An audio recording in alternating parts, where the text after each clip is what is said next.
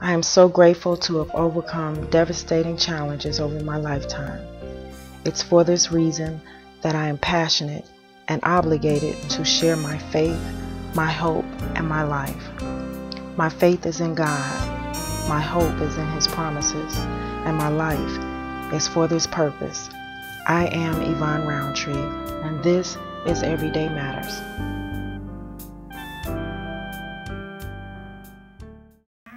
Come over here.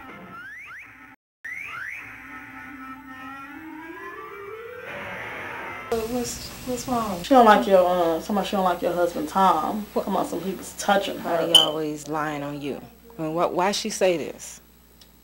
I don't know. So, I mean, maybe she was streaming like she said. Every hour of every day, a child is being molested. And with each passing day, a child is targeted to be molested. We're all aware of this issue.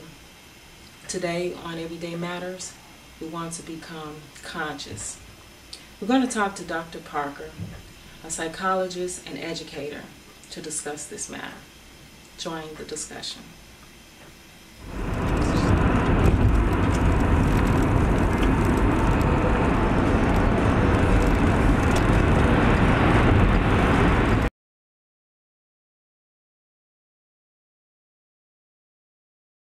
Dr. Parker, we're here to talk to you about child molestation. And we know that it's a very sensitive topic and a very uncomfortable topic sometimes. And at this time, I would like to ask that if there are any young children in the audience, that parents will remove them from the room, because we will discuss some things that may be too sensitive for them at this time. Dr. Parker, in your profession, I know that you see a lot of cases of child molestation and more specifically incest. And one of the areas that I found there was a need to address is with incest, the denial and the guilt and shame that is often accompanied by that type of molestation, and it makes it different than other types of molestation where it's an unknown person. How do we begin to address this in our families? First, I look at the denial of a parent when their child is reporting abuse. Talk to us about that. Well, the first thing that we need to do is start a dialogue, just as you're doing with me now. Because unless we have dialogue, we'll never be able to get to the bottom of the issues surrounding child molestation. Okay. Unfortunately, because of the shame associated with this particular crime, and I call it a crime, we don't want to talk about it. Right. Because of the lack of supervision that tends to perpetuate it, we are embarrassed. So you see there's so many emotions surrounding this particular behavioral pattern that we shy away from it. But until we start dialoguing about it, it will continue to be a problem in our community. And long term, if we begin to understand the impact that child molestation has on the child's future in relationships, do we begin to understand that, we're going to have serious problems down the road that began perhaps in the child's early days of childhood or even toddlerhood. Yes. And when you say dialogue, that brings me to mind that the first, when there's this denial, it often comes from the parent or whoever the person is that it's being reported to, having such a connection with the child that they feel that whatever happens to this child, or necessarily even the person that they're reporting it about, the offender, they are connecting themselves to those people so much that they can't separate the actions of that other person. So, there's a self-reflection where they're blaming themselves, so they don't want to have that blame, so then they deny. That's right. Instead. That's right. That's why I made reference earlier to the lack of appropriate supervision. A child has been left alone. A child has been entrusted to another individual. Not always an adult. It could be a teenager. Yes, yes. Could be an older sibling. Yes. But the lack of supervision brings a certain degree of guilt on the parent, as well as embarrassment. But we're going to have to shed the guilt, shed the embarrassment, and begin the dialogue. Good touch, bad touch is a very good way to start with a small child. Good touch, bad touch. And it should not be limited to strangers. That's Good right. touch, bad touch should encompass any and every person who's in the physical environment of the child. Brothers, sisters, Absolutely. aunts, uncles. Absolutely. Yes. I agree. Granddad, grandma. That's right. I agree. It should cover the whole spectrum. Yes. But if we limit it to just strangers, then we're gonna miss some of the actual culprits. And that's where it happens. In as a police officer, it was rare that we saw a complete stranger, molest a child. Because they don't get access to very young children. Think about how they don't travel alone. They don't get access to them. You don't leave your children entrusted to strangers. You leave them entrusted to people that you know and that you trust. And that goes back to, that area of trust that we have to build upon. It has to be built.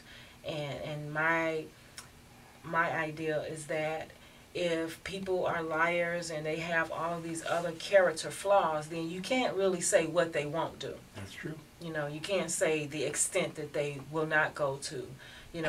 Murderers don't start out just necessarily as murderers just for the sake of murdering. They have some motive. Absolutely. So it builds to that. They're trying to cover up something. They're trying to stop someone from telling something, Yes. and that sort of thing. What further complicates the matter, and you alluded to this earlier and when we started the show, it is the emotional attachment that the adult has to the other individual. In some cases, it's another adult. In some cases, it's another sibling or another child. It could be an aunt, an uncle. So there's an emotional attachment to both parties, to the victim and to the perpetrator. So what do you got? You got emotional attachments to both individuals. So at some point, there has to be some kind of yield to either the victim or to the perpetrator. Yes. And unfortunately, sometimes it's the yield is to the perpetrator. To the perpetrator, because like you said, going back to that guilt, if this has happened, then I have allowed it to happen somehow, and I don't want to accept that guilt, right. So it didn't happen. That's right. That's So hence- the easy solution. Right. Hence denial. And then there's less of an emotional drain on me Yes. because I just, it couldn't be. It couldn't be Uncle Joe. Yeah. No way, Yes. you see. Or it couldn't be my man, my boyfriend. We've been dating for 5 years. And I trust him like my husband, you see. But unfortunately, that trust did not have the necessary foundation and honesty attached to it Yes. that made it true trust. Absolutely. And when you spoke about young children, because people don't look at that a lot, but I have for lack of a better word, a pet peeve about leaving young children with older children, teenagers, any child that can influence or overpower That's right. another child. That's right. You don't want to leave them together. That's right.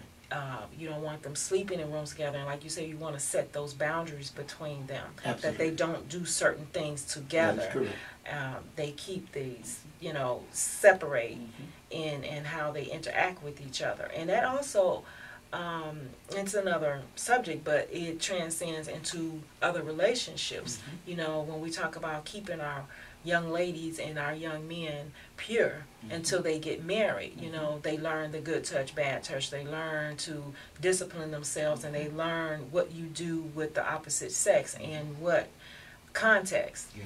So all of that is important, but we see so many times, like you said, where the emotions are intertwined when it comes to victimization of this molestation and particularly incest.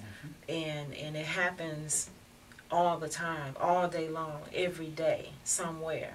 It's happening. It's happening on a regular basis. As we've mentioned, we have children who were raised up to teenage years being molested by someone in their household. Well, if they're not the only two in that household, that means that there is another person there who is ignoring this. There's another person there who is denying this. That is absolutely correct.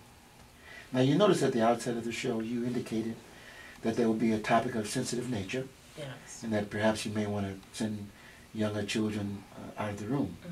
Well, I think that was most appropriate. But I also think it's appropriate that after the adult views this program, Yes.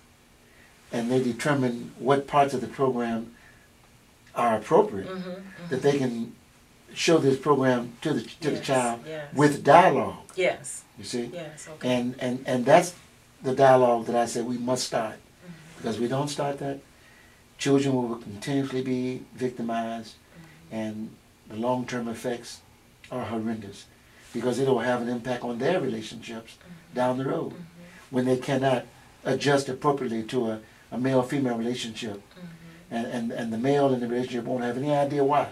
It was something that happened in childhood, an unresolved problem. Yes. Another thing that I was considering in this topic is, how do we put it, where we began to talk to parents about what to look for, behaviors to look for in their children to determine if they are being molested or being abused in some other way, or if there is a molester in the making, as I call them, someone who is grooming the child and preparing them so that they don't feel that they're molesting them, but that they have a relationship. Yes. And That's very critical. Signs, things to look for, things to watch out for. And there is no definitive pattern. 1, 2, if you see these 3 things, you definitely better be aware. No, there's a variation across the spectrum on behaviors. However, if you see anything that's unusual, out of the ordinary, that is either spoken, said, or done, or if a child sees a program and they can relate to some part of the program that has a sexual overtone, how can that be? How do you relate to that? Where did you see that? Where did you learn that? Again, the dialogue. But again, there is no definitive 3, 4 signs, but if you see something unusual, that's a good rule of thumb. If you see something out of the ordinary, if you hear something spoken that you've never heard before, and it has a sexual overtone, you might want to probe a little bit, pay attention in that particular area. That's especially another area that I like to stress, is that probing, because we have parents now that they don't want to probe. Their child has a room and they go, oh, well, that's their room, and they don't know what's in it, and they don't know what's going on behind the doors of the room. They allow, doors to be closed at And all stay times. closed. And stay closed, yeah, they do.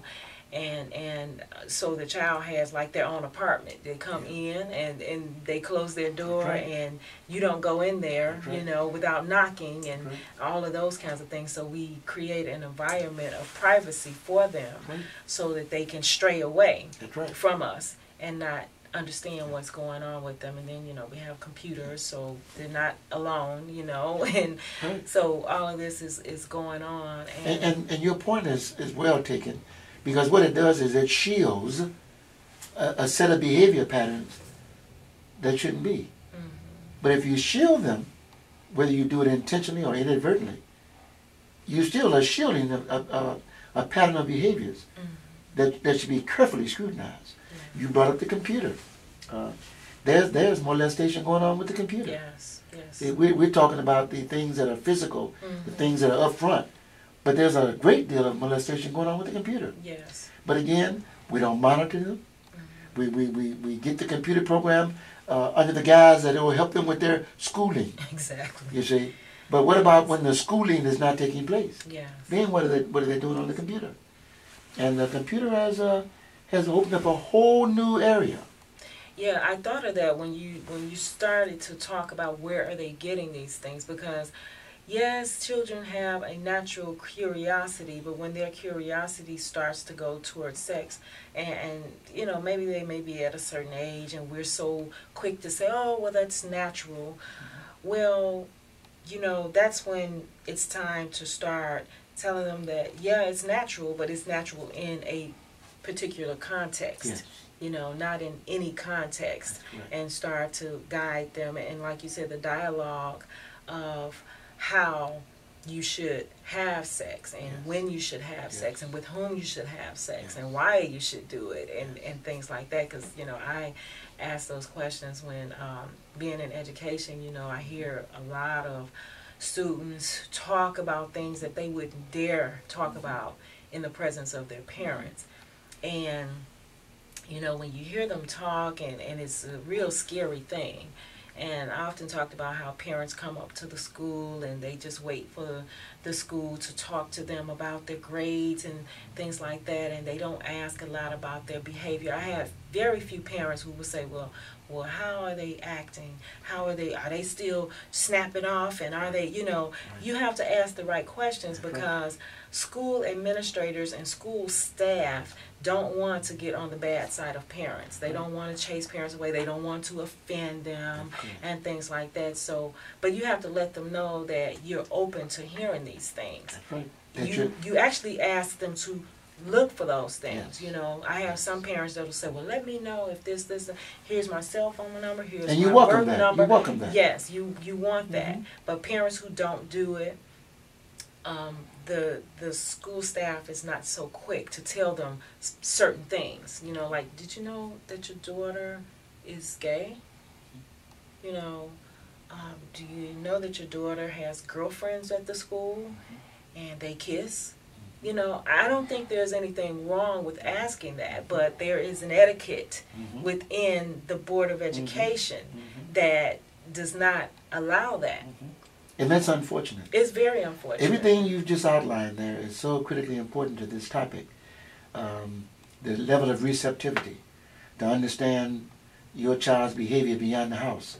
Because I'll tell any parent, your child's behavior at home and your child's behavior beyond the home are not necessarily the same. Yes. See, I don't care how well you've trained your child, how well you've disciplined your child. Your child's behavior varies based upon location and opportunity. And if parents understand that, then they can develop, as you say, a level of receptivity, so that the teachers will be open to tell them things that they see, that they observe. Yes, yes, absolutely. And when we're talking about child molestation, the reason I brought up the later years is because in seeing lesbianism and other gay and homosexual activity outside of the home, it comes from somewhere. It stems from somewhere, you know, and what comes to mind, and I've spoken to a lot of students, they have been molested. They have been molested. And See, in this country, and I hate to put it on the country, but I'm chagrined for America because we are so far behind when it comes to sexuality. Mm. We won't talk to our children about it. We just let it evolve, or we let them get knowledge through osmosis or something. Mm-hmm. Or they're supposed to get it from the water they drink. Yeah. And that's ridiculous. Yes. You know, other developed countries start sex education and sexual discussions with their children at early ages. In this country, I'll never forget when I was a teacher back in the 60s, when I started my professional career. We had a special seminar where we had to be trained to teach sex education. Mm. And then the families could opt in or opt out. Yes. If you wanted your child to be privy to the sex education teaching, you could sign a statement giving permission. If you didn't want them to, then you, of course, wouldn't sign the statement. Yeah. That's ridiculous. You know, this is something that's a part of every human being. At some point in their lives, they're going to be impacted by it, either directly or indirectly. Yes. And why we refuse to start, I should say, the dialogue is beyond me. But we're really beyond. We're trying to be ahead in everything. We want to be ahead in the space program. We want to be ahead in energy development and so forth. But when it comes to talking to our children about sex, we're so far behind. The Flintstones are farther ahead than we are. To tell you how strongly I feel about it. Yes, yes, I understand. And when you talk about how, as parents, we tend to expect it to evolve, and that's exactly what it happens, and it morphs into all kinds of things, and that's why you see young children and adults, young adults rather, speaking of unnatural sex as if it's natural. They don't know the difference. They're speaking of perversion as if it is natural sex. And it's because no one told them that that's wrong and this is right. No standard. Or told them what is right so that they'll know what's wrong. No standard's been set. No standards. Again, the template, once again, must be established in the house. See? But fathers don't want to talk about it. Mommy, oh no, it's a shoo-shoo subject. That's ridiculous. Yes. And then when the child comes up pregnant, we're all, oh, my baby is pregnant. Yes. Or when the menstrual cycle starts, oh, my baby, oh, she's achieved a daughter. Come on now. We know that development has taught us that at a certain point in our lives, certain things are going to happen with the male and with the female. So why not anticipate? Yes. That's what I teach parents when I do workshops on parenting. Anticipate certain things in development. Prepare for it. Prepare for it. You see? Don't just let it happen and get all upset, but prepare for it, anticipate it. And anticipating, what do? You develop dialogue, you develop an opportunity to speak, to talk, to discuss, so that you can educate your child, so that he or she will be able to go into life in a healthy way and learn healthy ways of dealing with the subject of sexuality. You know, and listening to you, you know, I'm thinking also that parents, we need to prepare ourselves for the time. Remember when you had that time where mom and dad would say, okay, it's time to talk to little Johnny about sex. And then they would plan, you know, who's going to say what, you know, who's going to be the person who's speaking and who's going to be the person who's confirming, and, you know, they plan the whole thing. And like you said, now we don't do that. It just happens and you find out, you know, oh, they're having sex. And I'll tell you, when my children were growing up, I was very adamant that I did not want them to have sex while they were young. Now, what I didn't have is the tools to teach them how to build their self-esteem and how to, you know, esteem themselves where they will not give in to that temptation. That was what I was lacking. So I went into it with a strong disciplinary attitude. Like, you better not. You know, that doesn't work. No. And matter of fact, it tends to reinforce to move in that direction. Yes. What's so unusual? What's so strange about that? Exactly. I like to try that out. I like to see what's the mystery. Yes, and actually, I found also that when they get ready to rebel, because you know they use whatever it is that we don't want them to do to rebel against us. You know, you whoop them, you punish them or whatever. They're like, okay, well, I'm gonna go have sex. Absolutely. Yeah. And that's the one. that's oftentimes what happens. Yes. You see, it's a rebellion Mm-hmm. against that mystery. Mm-hmm. And anytime you present a child with a mystery, just think about it. I hope those in the viewing audience will just think about that. Anytime you present a child with a mystery, the child wants to find out about it. You could do something as simple as put a ball in one hand and put it behind your back and say, which hand? It's a mystery which hand it's in. Mm-hmm. Now, of course, I did this with my grandson one time, and of course I had the ball in one hand or the other. But then one time I didn't have it in either one. He hit both of them.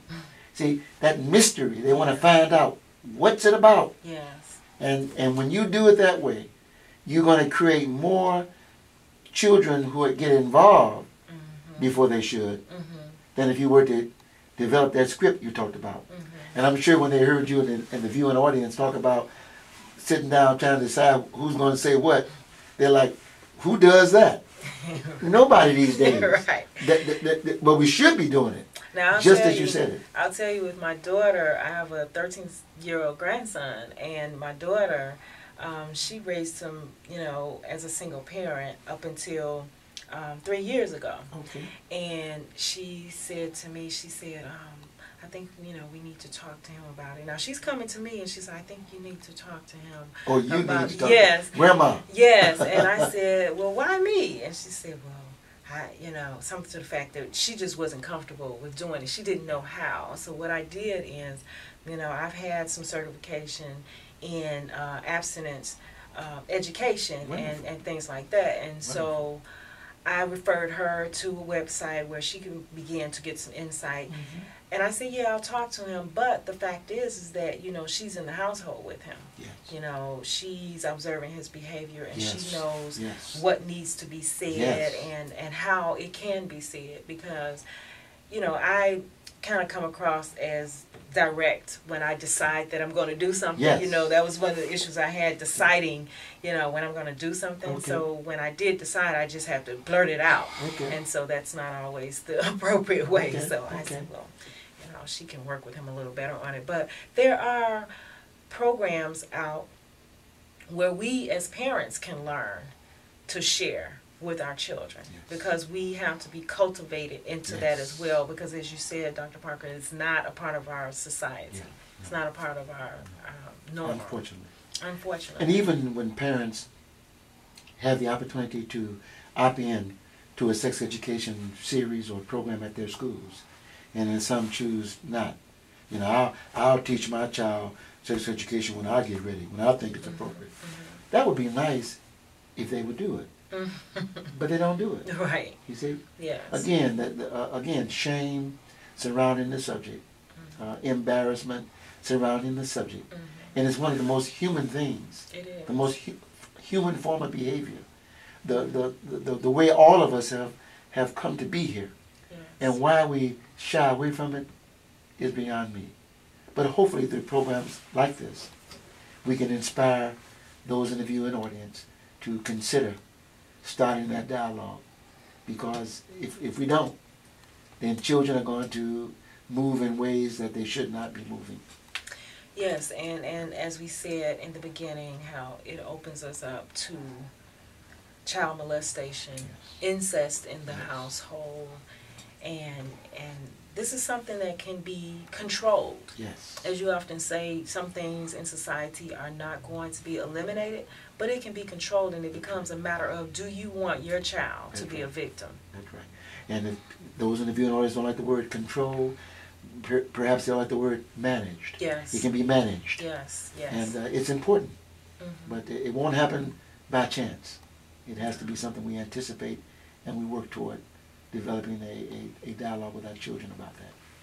And we're going to continue to talk about this subject to bring more awareness and openness as to how to address the issue of child molestation. And